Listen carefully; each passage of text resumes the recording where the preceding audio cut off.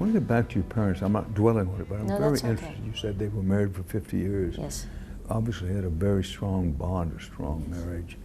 And I want to say this delicately, but as life went along for you, that was not your destiny. No, that's all right. I've accepted the fact that I'm an excellent ex-wife. I'm actually have a good relation with the men that I married, who are wonderful men, and it's just not in the cards for me. People say, well, you're an artist and blah, blah, blah, blah, blah. I don't know if that's it. I don't think everyone is suited for an intimate relationship, a long, intimate relationship. I have wonderful friendships, and I've been blessed to have 2 daughters by 2 different men who are wonderful young women. So, you know, what is it? What was the bumper sticker that I saw once? Normal is a cycle in a washing machine. You know, it's actually a dryer, but it sounds better. So that, you know, we shouldn't get trapped in what we need to have for a fulfilled life. You're right about the fact that I was a witness to a probably pretty unusual relationship. My parents were not of the nature where they argued. They talked everything out, and they had tremendous respect and such a deep love for each other, but there was that sense of respect that you just saw every day. I took it for granted. I thought that everybody's parents And you thought that had would that be kind of marriage until I got to college and found out everybody I knew hated their parents. And I would go, how can you hate your parents? I mean, I was so naive. Was yours a religious family, your mother and father? Okay, we were low church Episcopal. And we went to church kind of regularly, but it wasn't what I would call an overtly religious. It was more like how you treat other people, you know. And have admitted I've kind of fallen away from the church. I'm the church of every Sunday going to the dog park with my dogs. I find that just incredibly exhilarating and life-affirming. You've recorded gospel and gospel kind of music. Yes. I would argue that some of your best music has been of that variety. There is something that's a very interesting point. I know people who are rock-solid atheists who love to sing the gospel music. There's something, it's authenticity. People who wrote and sang those songs, where that came from was such a real, washed-in-the-blood place. And we're hungry for that, whether we believe it or not. We are hungry for that. People want something that is real. And when you put those words in your mouth connected with that music, something happens. You feel it. And there's a desire where you want it to be true. You want to have that faith. And you're not discounting it. I suppose if you had to put me into a category, I'd be kind of, I have a lot of questions, but there's so many things I can't explain, wonderful things about being alive in this world, that I don't purport to say there's nothing. I know there's something. Now what that is, I don't know. But I hope that I will be some kind of vessel for it. And I believe that for me, that vessel is. How did you come to be a singer? And when did you first realize that you had this unique voice quality? Well, you know, I was always told that I was musical, and I hated music lessons. I never could relate to the piano. They just assumed that I could play piano. I had long fingers. I was musical because I could carry a tune. But I never felt it as anything special. It was almost like a burden, like I'm supposed to be musical. I hated practicing the piano. In school, you had to play song flute, and then I graduated to clarinet in high school, and then I couldn't close the holes on the clarinet. It was always squeaking, so they put me on the saxophone, and you know, I dutifully was in the marching band, which I hated. It was the lowest rung on the social ladder in high school, the marching band. But then when I was in high school, one of my cousins, we were visiting up my father's family in Maryland, and he had gotten a gut string guitar for Christmas that I don't think he was that interested in. I don't remember why I ended up, or maybe I took it away from him. I just noodled around on it the whole time, and then when I was next visiting my mother's family down in Birmingham, my grandfather took me to a pawn shop and bought a $30 K guitar, which I still have. Right. I bought a book, Folk Guitar, Volume 1, and I'd become a huge Joan Baez fan, Judy Collins, Buffy Sainte-Marie, Bob Dylan. There was music played on the college radio station that I could get every night. And so I taught myself these 3 chords, and that's all I still know. 3 chords, that's all you need. And I don't know why that music resonated for me, but I could accompany myself and sing in the keys that were right for my voice, because in church, to me, the hymns are all written in male keys, and it was always too high for me to sing comfortably. So this way I could put the music where it was comfortable for me. And I just learned everything that I could. But I wanted to be an actress, and I thought this was just a side thing.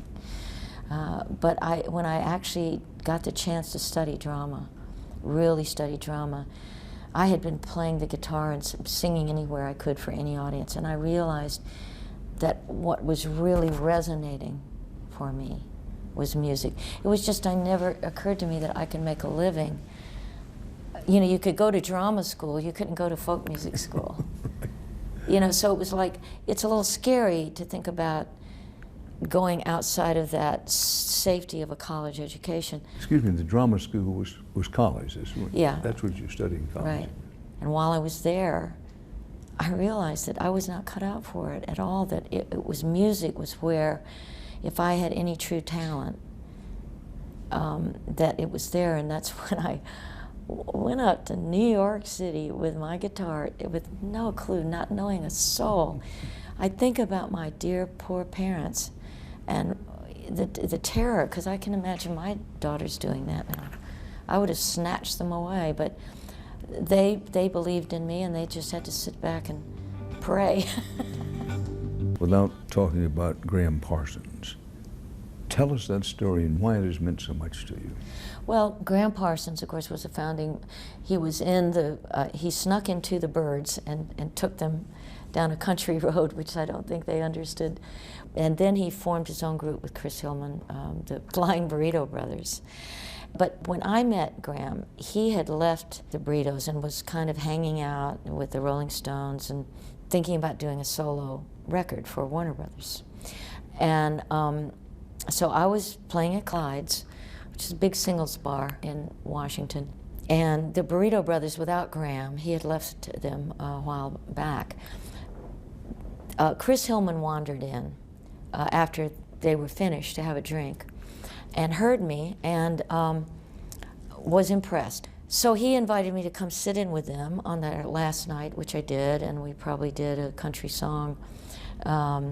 Anyway, Graham just happened to come and sat in with the Burritos, and Chris told him about me, but he said, but I don't remember her name and I don't have any way to get in touch with her.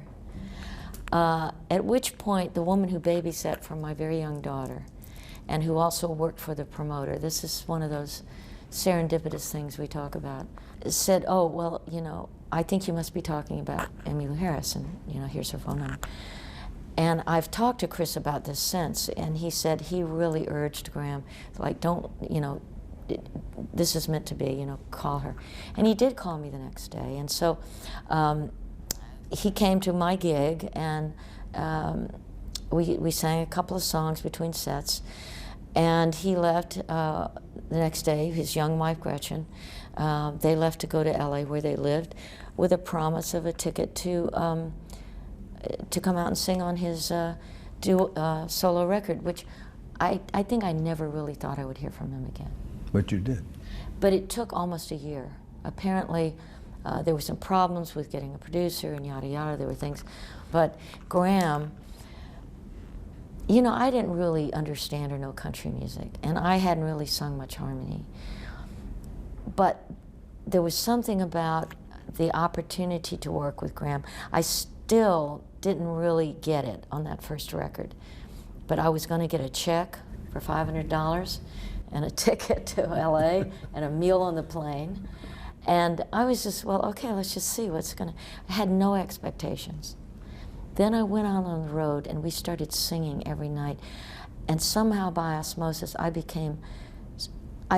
my ears and my heart opened up to country music. I really heard the genius of George Jones, the beauty of the Louvin Brothers harmonies, the poetry of country music, the stuff that's deep down in the weeds, the washed in the blood stuff. That's when I heard it. And singing harmony, it was like you sublimate yourself to that melody, you know. And I really believe that is how I discovered my own voice. Before that, I was just kind of imitating a lot of people. You've played with some of the best of them. How did you get to the point where you were ready to do your own songwriting? Well, oddly enough, when I was knocking around the village, I did a record for a very small label called Jubilee, in which I had written most of the songs. They're a bit sophomoric, but they're not terrible. And so I thought of myself as a songwriter. But then, when I got into hearing some of those great songs from my contemporaries, you know, like Rodney Crowell and Guy Clark and Townes Van Zandt, and started recording these songs, great songs, all of a sudden I think I became a little intimidated. The bar became so high as an interpreter. I didn't want to just put a song out just because I'd written it. But I did write Boulder to Birmingham in response to Graham's death, because it was a devastating blow. It was the first time I'd ever really lost someone who was close to me of my generation. You know, I'd obviously lost my grandfather had passed away, and I'd gone through that. But it was a different kind of loss, and it was so, it was a shock because it happened, it was so unexpected.